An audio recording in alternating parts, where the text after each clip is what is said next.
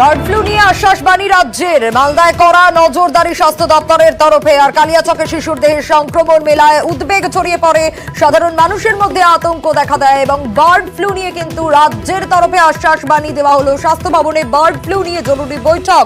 মাংস ডিম খাওয়ার ক্ষেত্রে কোনো নিষেধাজ্ঞা নেই, সংক্রমণ ছড়িয়ে পড়ার আশঙ্কা ওড়ালো রাজ্য। হিউম্যান টু হিউম্যান ট্রান্সমিশন কেসগুলো কিন্তু কমপ্লিটলি রুলড আউট। মালদাতে আমাদের senior joint DHS level officer surveillance অ্যাক্টিভিটিতে আছে, ওখানেও কথা হয়েছে। There is no case of human to human transmission পাওয়া যায়নি। কোনো পোলট্রি বার্ড মারা যাওয়ারও খাবার আমরা কিন্তু এখন অবধি পাইনি, খুব অ্যাক্টিভ সার্ভিলেন্স করার পরে।